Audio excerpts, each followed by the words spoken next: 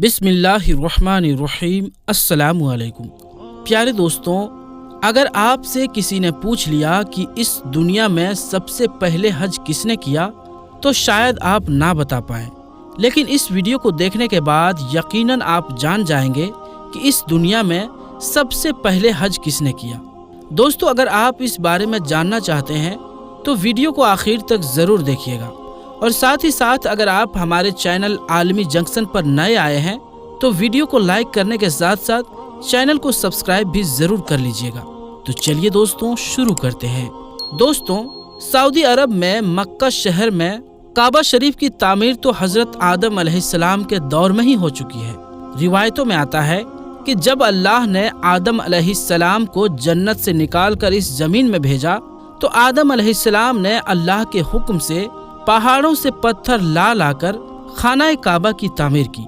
लेकिन उसके हजारों साल बाद जब हजरत नूह अलैहिस्सलाम के ज़माने में जो भयंकर तूफान आया था, उस तूफान में खाना काबा की ढांचा ही ढह गया था, मगर उस तूफान में भी खाना काबा की बुनियाद बाकी रही। दोस्तों, उसके बाद यानी कि आज से तकरीबन 4000 साल पहले मक्का शरीफ में कोई भी नहीं रहता था। फिर हजरत इब्राहीम अलैहिस्सलाम अल्लाह ताला के हुक्म से अपनी बीवी हजरत हाजरा और बेटे हजरत इस्माइल अलैहिस्सलाम को लेकर रवाना हो गए और इस मकाम पर पहुँचे जहाँ अब मक्का वाक़ है। यहाँ ना कोई इमारत थी और ना पानी था और ना यहाँ कोई रहता था। दरख्तों के नाम पर सिर्फ बबूल वगैरह की झाड़ियाँ थी।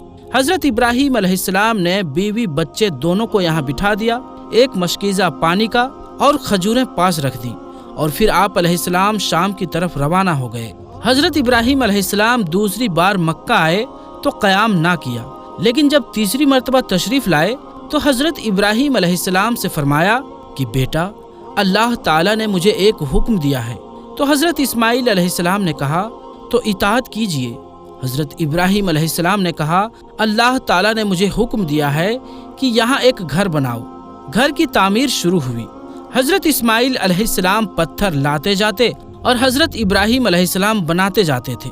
जब तामीर जरा बुलंद हो गई तो हजरत इस्माइल अलैहिस्सलाम एक पत्थर उठाकर लाए ताकि हजरत इब्राहीम अलैहिस्सलाम इस पर खड़े होकर तामीर करें। यही मकाम इब्राहीम है। दोनों बाप बेटे दीवार उठाते जाते थे और दुआ करते जाते थे, ऐ परवरदिगार, हमसे कबूल फरमा, तू सुनने और जानने वाला है। उन्होंने उस घर की तामीर ना मिट्टी से की और ना चूने से, बस पत्थर पर पत्थर रखते चले गए। ना उसकी छत बनाई ना दरवाजा।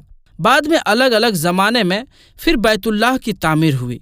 कुरैश ने भी तामीर की और उनके बाद भी हुई। कहते हैं उस वक्त हजरत इस्माइल अलैहिस्सलाम की उम्र 20 साल थी। हजरत इब्राहीम अलैहिस्सलाम ने बैतुल्लाह के पहलू में हजर को हजरत इस्माइल अलैहिस्सलाम की बकरियों का बाड़ा बना दिया था और इस पर पहलू की छत डाल दी थी। पहले बैतुल्लाह की जगह एक सुर्ख टीला था। अक्सर सैलाब इधर उधर से इसे काटता रहता था। जब हजरत इब्राहीम अलैहिस्सलाम तामीर काबा से फारिग हुए तो हजरत इस्माइल अलैहिस्सलाम से एक पत्थर लाने को कहा जो तवाफ की शुरुआत के लिए निशानी के तौर पर इस्तेमाल हो सके। ये पत्थर हजरत जिब्रील अबू कुबैस की पहाड़ी से लाए। हजरत इब्राहीम अलैहिस्सलाम ने इसे इस मकाम पर रख दिया जहाँ वो अब कायम है। रिवायत में आता है कि ये बहुत रोशन था।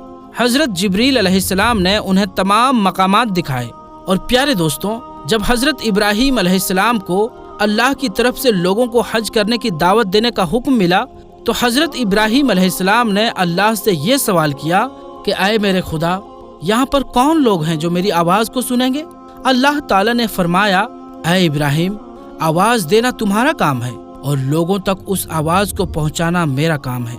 दोस्तों, उसके बाद हजरत इब्राहीम अलैहिस्सलाम अबू कुबैस पहाड़ी पर चढ़कर एक बड़े पत्थर पर खड़े हुए और लोगों में हज करने का ऐलान किया कि ऐ लोगों, अल्लाह ताला ने एक घर बनाया है और तुम पर हज फर्ज किया है, लिहाजा तुम अपने परवरदिगार की आवाज़ पर लब्बैक कहो।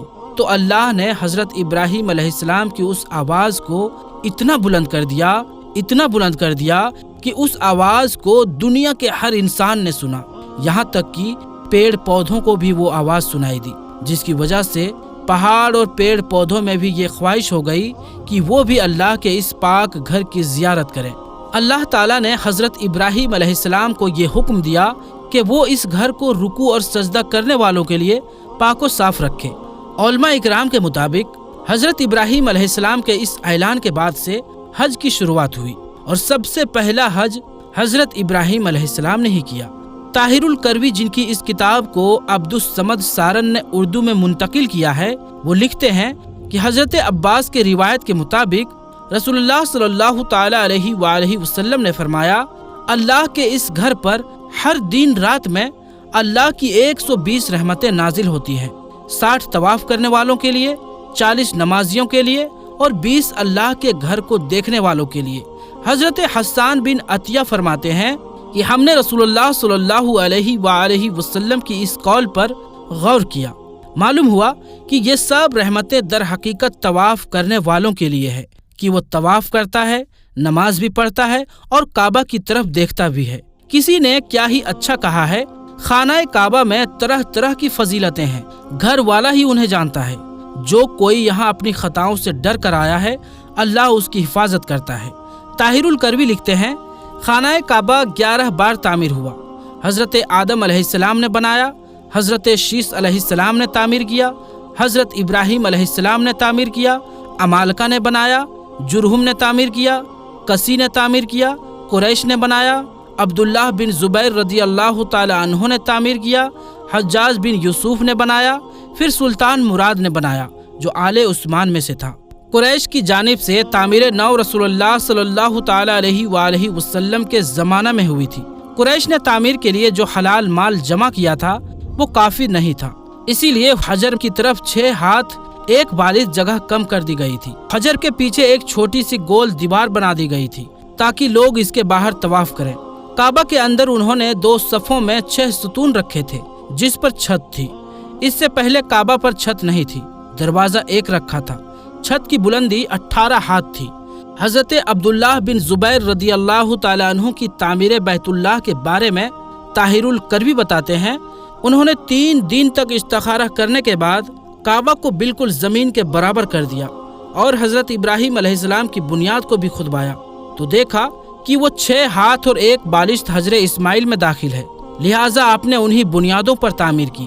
ایسا انہوں نے حضرت عائشہ صدیقہ رضی اللہ تعالی عنہ کی ایک حدیث کی بنا پر کیا۔ حضرت زبیر رضی اللہ تعالی عنہ نے کعبہ کی بلندی 27 ہاتھ رکھی تاکہ عرش کے مناسب ہو جائے، ایک دروازہ داخلے کے لیے اور ایک دروازہ باہر جانے کے لیے بنایا۔ دونوں دروازے سطح زمین کے برابر تھے۔ ہر دروازے کی لمبائی 11 ہاتھ تھی اور 2 پٹ تھے۔ آپ نے کعبہ کے 4 ستون بنائے۔ آپ کے زمانے میں یہ چاروں ستون چومے جاتے تھے۔ آپ نے رکن شامی کی جانب ایک زینہ اوپر جانے کے لیے بنایا تھا اور اسے سونے سے سجا دیا تھا۔ چھت پر پرنالہ رکھا تھا جو حجر میں گرتا تھا۔ جس دن کعبہ شریف کی تعمیر مکمل ہوئی وہ دن عجیب تھا۔ اس دن بہت سے غلام آزاد کیے گئے اور بہت سی بکریاں ذبح کی گئی۔ حضرت زبیر ننگے پاؤں نکلے، آپ کے ساتھ بہت سے قریش بھی برہنہ پاؤں تھے، حتیٰ کہ کنم کے مکان پر مسجد عائشہ پہنچے اور عمرہ کا احرام باندھا کہ اللہ نے انہیں ابراہیمی تعمیر پر تعمیر کعبہ کی توفیق عطا کی۔ ابن زبیر کی تعمیر کی وجہ یہ تھی کہ ایک شخص نے محاصرے کے زمانے میں مسجد حرام کے کسی خیمے میں آگ جلائی۔ خیمے میں آگ لگ گئی جو بڑھتے بڑھتے کعبہ تک پہنچ گئی اور اس نے غلاف کعبہ رکن یمانی جلا ڈالا۔ یہ واقعہ 64 ہجری کا ہے۔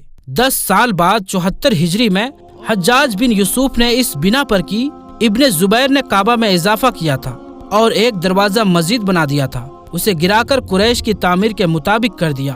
طاہر الکروی لکھتے ہیں کہ خانہ کعبہ کی ہر ایک چیز عبداللہ بن زبیر کی بنائی ہوئی ہے، سوائے اس دیوار کی جو حجر میں ہے، وہ حجاج بن یوسف نے بنائی ہے۔ اس طرح مشرق کے دروازے کی چوکھٹ اور وہ اندرونی سیڑھی جو کعبہ کی چھت پر جاتی ہے، عثمان سلطان مراد رابع کے زمانے میں 19 شعبان 1039 ہجری کو صبح 8 بجے مکہ اور اس کے اطراف میں شدید بارش ہوئی۔ بارش سے سیلاب حرم شریف میں داخل ہو گیا اور کعبہ شریف کے دروازے کی چوکھٹ سے بھی بلند ہو گیا۔ دوسرے دن جمعرات کو عصر کے وقت کعبہ کی شامی دیوار دونوں طرف سے گر گئی اور اس کے ساتھ مشرق کی دیوار کا کچھ حصہ بھی، مغربی دیوار بھی دونوں طرف سے چھٹے حصے کے بقدر گر گئی۔